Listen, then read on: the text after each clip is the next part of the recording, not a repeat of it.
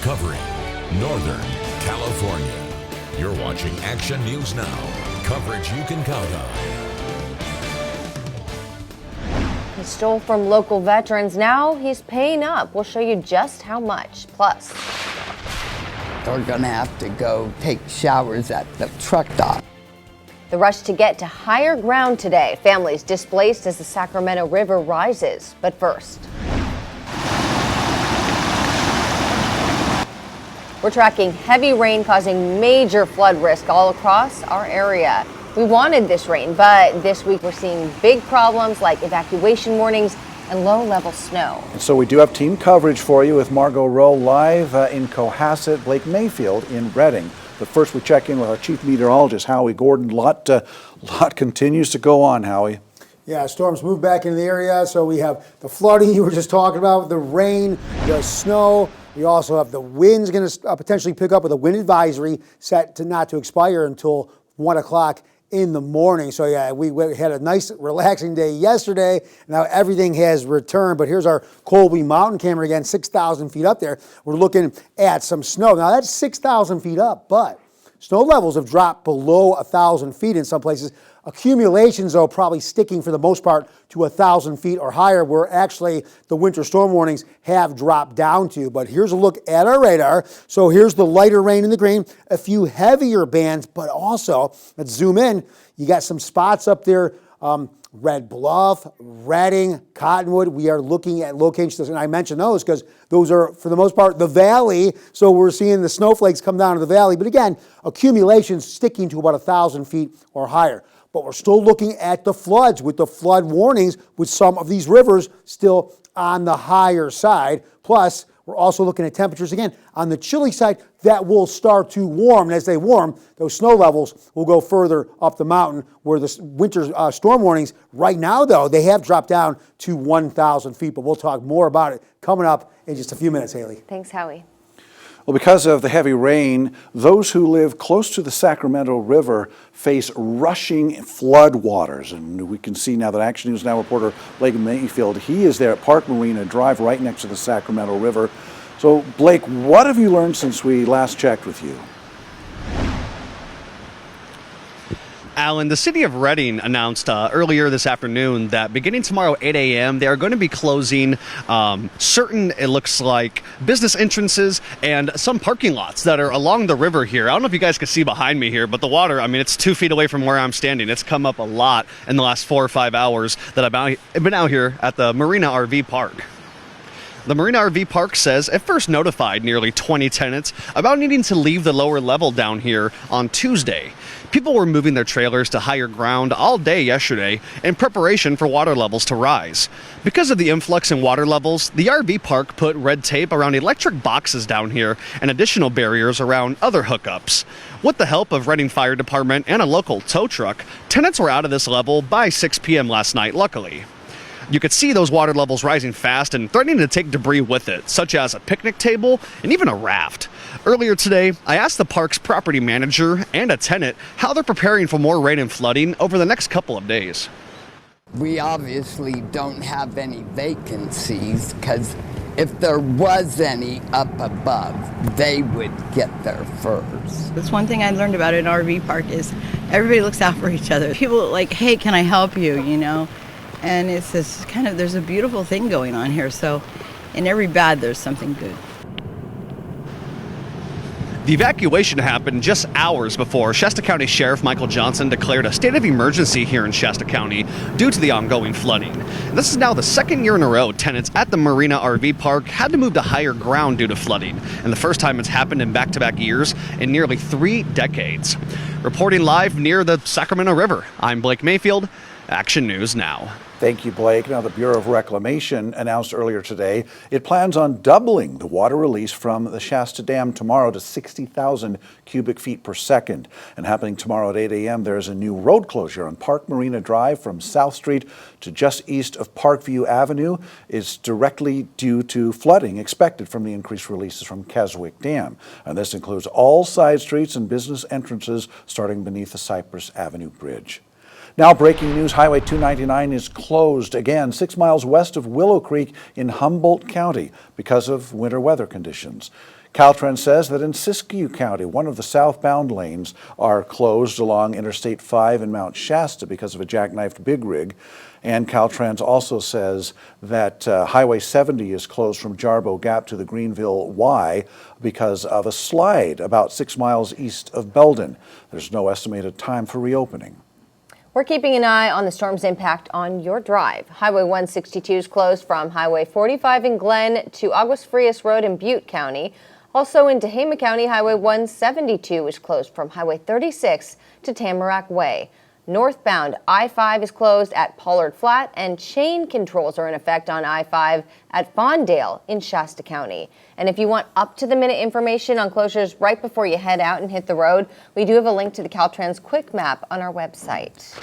Continuing our storm coverage, Shasta County Sheriff Michael Johnson declared a local state of emergency because of flood impacts. The sheriff made the declaration so the state's Office of Emergency Services and other state agencies are mobilized and ready to help if needed.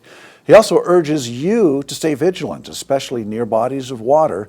You can also stay alert with the Alert Shasta Emergency Notification System, and we have a link to that for you on our website. There was some snow falling on the valley floor earlier this evening and earlier today in the foothills. And Action News Now reporter Margot Rowe is live in Cohasset, where conditions have been all over the place. A little higher up, I guess, snow, but you're not quite all the way up there at the 2,800 or 3,000 foot level, are you, Margot? No, Alan, I'm definitely in the lower elevations. I'm actually where Rosie's Antique Store used to stand before the park fire, and it's just been heavy rain and chilly winds up here. I did see a few cars coming down from Cohasset that had some snow stuck to their windshields and on top of the roof, but just because I haven't seen the snow doesn't mean it hasn't happened. Take a look. These photos were sent in by Monica White through our citizen journalism page, and some snow came down a little after 10:30 this morning. And White says the snow came down for about an hour, and this was at 3,000 feet elevation. And I haven't seen really any trouble spots on the road. There's been some parts of the road where water is running across, but nothing too deep. It has been quite a downpour all afternoon, so that could change. But overall, no, I haven't seen snow, but definitely a lot of rain. Reporting live in Cohasset, I'm Margot Rowe for Action News Now. All right, come and get dry, Margot. Thank you for that report. And we welcome your photos and video of storm impacts. You can send them through our citizen journalism link on our website.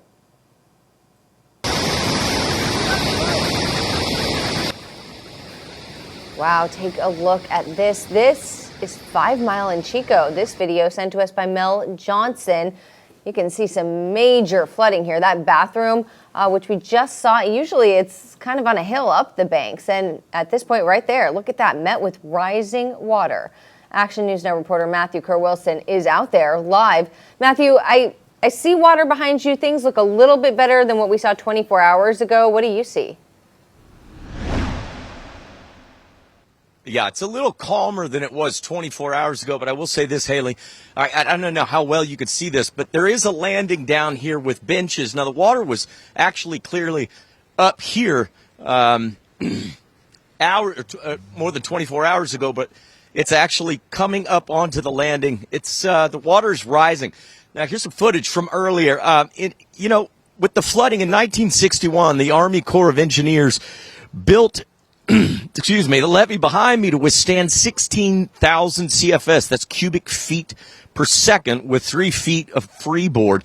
During the flooding of 1998, however, the water was 6 inches from going over the top at 26,000 CFS. So in that 27 years since that flood in 98, sediment has accumulated upwards of 60,000 cubic yards. And to put that in perspective, we're talking about 4,500 dump trucks worth of buildup. And if this levee fails, the city of Chico is going to be immediately impacted with flooding.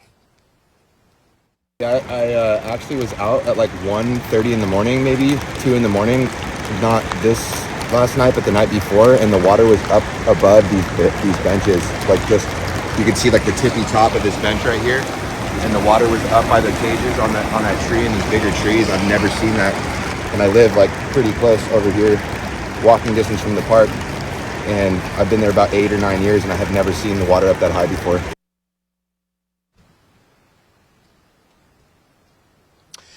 Yeah, the water that high. Merrick was astounded by that earlier today. I spoke to Chico City Council member Tom Van Overbeck, and he told me that the county is taking the lead right now to get proper permitting to clear the basin and increase the capacity here. The city will work alongside the county on this, but it will likely take about 3 years. So he's working on a short-term plan to get emergency authorization from the state to clear some sediment out as soon as possible. Now, if you live in the area, you can contact James Gallagher.